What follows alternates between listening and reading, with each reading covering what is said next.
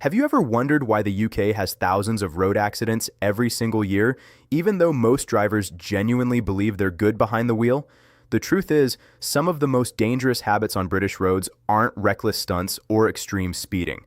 They're small, everyday mistakes that almost every driver makes without even realizing it.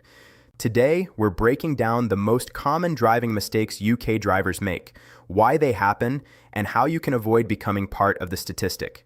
Stick around because mistake number 7 is something almost everyone does at least once a week. Let's start with one of the biggest culprits on UK roads, middle lane hogging. If you've ever driven on a motorway, you've seen it. Someone sitting in the middle lane for miles, even when the inside lane is completely empty. This might not feel like a big deal, but it actually increases congestion, forces other drivers to undertake, and raises the risk of accidents. The middle lane should only be used when overtaking or when the inside lane has slower moving traffic like lorries or vans. Once you've passed them, you're supposed to move back over. It sounds simple, but somehow it's one of the most repeated mistakes across the entire country. Next up, tailgating. Following too closely behind another vehicle is incredibly common, especially during rush hour when everyone is in a hurry. The problem is that tailgating dramatically reduces your reaction time. If the car in front brakes suddenly, you simply don't have enough space to stop safely. The general rule is to leave at least a 2-second gap in dry conditions and double that in wet weather. Yet on any given motorway, you'll see cars bumper to bumper at 70 miles an hour, which is honestly terrifying when you think about the physics involved. Now let's talk about indicating, or rather, the lack of it. Forgetting to use indicators or using them too late is one of those small mistakes that causes massive confusion on the road. Roundabouts are the worst offenders here. So many drivers fail to indicate when exiting a roundabout, leaving everyone else guessing what they're about to do. Indicators exist to communicate your intentions to other road users, and skipping that step removes a layer of safety that protects everyone, including pedestrians and cyclists who rely on those signals to judge when it's safe to cross or merge. Speaking of roundabouts, lane discipline on them is another huge issue. Many UK drivers simply don't know which lane to be in when approaching a roundabout, especially larger multi-lane ones. This leads to last-minute lane changes, sudden braking, and near misses. The golden rule is simple. If you're turning left or going straight ahead, stay in the left lane. If you're turning right or doing a U-turn, use the right lane. It sounds basic, but you'd be amazed how often this gets ignored, especially during busy commuter hours when people are rushing and not paying full attention to lane markings. Let's move on to mobile phone use, which remains one of the most dangerous habits despite years of campaigns and increasingly strict laws. Even glancing at a phone for a few seconds can mean traveling the length of a football pitch without actually watching the road. In the UK, using a handheld phone while driving is illegal, yet so many drivers still check messages at red lights, scroll through playlists while moving, or even take quick glances at notifications. The penalties have become harsher, including points on your license and significant fines, but the real cost isn't financial. It's the lives that can be lost in a split second of distraction. Another mistake that catches drivers out constantly is not checking blind spots before changing lanes. Mirrors are helpful, but they don't show everything. Vehicles can hide in that little gap your mirrors don't cover, especially motorcycles, which are smaller and easier to miss. The classic mirror, signal, maneuver routine exists for a reason, yet so many drivers skip the shoulder check and rely purely on their side mirrors. This is one of the leading causes of side impact collisions on UK roads, particularly on motorways where speed differences make these accidents even more severe. Let's talk about speed, but not in the way you might expect. Yes, speeding is dangerous, but driving too slowly for the conditions can be just as risky. Some drivers become overly cautious, crawling along well below the speed limit on roads where traffic is flowing much faster. This creates frustration, encourages dangerous overtaking from other drivers, and can actually increase the likelihood of accidents. Matching your speed appropriately to the road, traffic flow, and conditions is just as important as not speeding. Driving should feel smooth and predictable, not like a constant battle between too fast and too slow.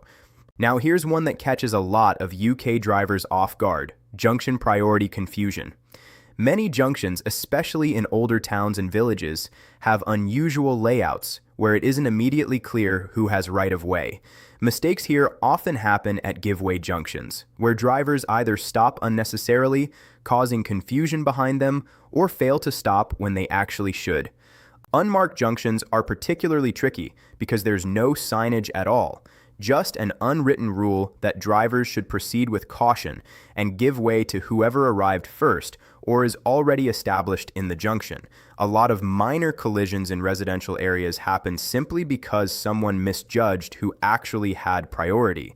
Let's discuss weather adaptation, because this is a mistake that becomes incredibly relevant given how unpredictable British weather can be. Rain, fog, ice, and even sudden sun glare all require adjustments to driving style, yet many drivers continue at the same speed regardless of conditions. Stopping distances can double or even triple on wet roads, and visibility in fog can drop to just a few meters. Despite this, you'll often see drivers using full-beam headlights in fog, which actually makes visibility worse by reflecting light back at them, or driving at normal speeds during heavy rain without increasing their following distance. Weather-related mistakes are responsible for a significant number of accidents every single year in the UK. Parking might seem like a low-stakes part of driving, but it's actually where a huge number of minor accidents and dents happen. Poor parking judgment, misjudging space, reversing too quickly, or not checking surroundings properly before pulling into a space all contribute to this. Multi-story car parks and busy supermarket car parks are notorious for these kinds of incidents because of tight spaces and high pedestrian footfall. Taking that extra few seconds to check mirrors, use parking sensors if available, and reverse slowly can prevent a lot of unnecessary stress and repair costs. Now let's talk about something that affects nearly everyone: impatience at traffic lights and junctions. Anticipating a green light and starting to move before it actually changes, or jumping a light that's just turned red, are both incredibly common mistakes, especially during busy periods. This impatience often comes from a desire to save just a few seconds, but it dramatically increases the risk of side collisions, especially from pedestrians or cyclists who may be crossing on the assumption that the light sequence is being followed correctly. Patience at junctions isn't just polite, it's a core safety habit. Let's address something a lot of people don't think about: headlight and hazard light misuse. Forgetting to turn on headlights during dusk or poor visibility conditions is surprisingly common, especially with modern cars that have automatic lighting systems people assume are always active.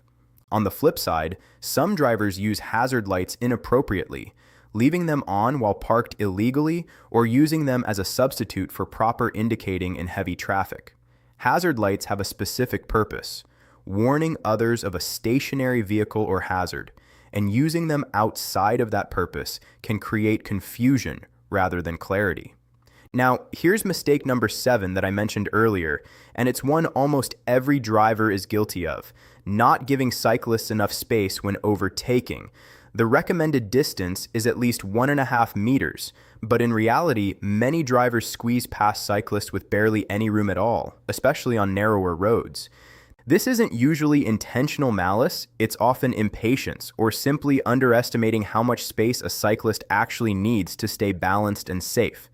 With cycling becoming more popular across the UK, this is a mistake that genuinely needs more attention from everyone on the road. Let's also touch on motorway etiquette more broadly, because there are a few specific habits that consistently cause problems. Not using the slip road properly to merge up to speed before joining the motorway is one. Drivers sometimes join at low speed, forcing vehicles already on the motorway to brake suddenly. Another is failing to leave space for other vehicles to merge in the first place, almost driving defensively against the very idea of someone joining. Good motorway driving is about flow and cooperation, not territorial lane holding. One more significant mistake worth mentioning is overconfidence after passing the driving test. New drivers, and sometimes even experienced ones, can develop a false sense of mastery that leads to riskier decisions, faster speeds in unfamiliar conditions, or skipping basic checks they used to do diligently. Confidence is good, but overconfidence removes the healthy caution that keeps drivers alert and responsive to the unexpected. Finally, let's talk about something that ties all of these mistakes together: general lack of awareness. Whether it's not checking mirrors often enough, not anticipating what other road users might do, or simply zoning out during a long drive. Awareness is the foundation of safe driving. Every mistake we've talked about today becomes far less likely when a driver stays mentally present, scans the road regularly, and treats every journey, no matter how short or familiar, with the same level of attention they'd give a completely new route. So, what can you actually do with all this information? Start by being honest with yourself. Which of these mistakes do you recognize in your own driving? Maybe it's lane discipline on roundabouts, maybe it's tailgating during your morning commute. Or maybe it's that quick glance at your phone at a red light that you tell yourself doesn't really count. Awareness is the first step toward change.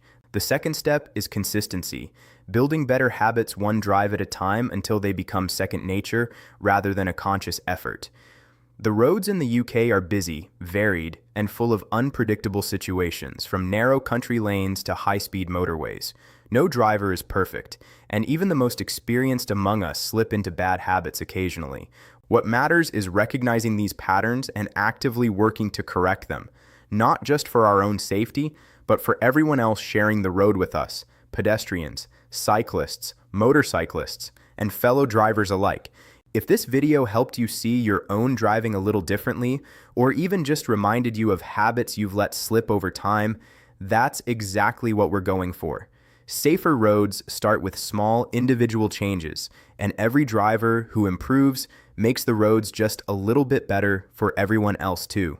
Thank you so much for watching all the way to the end.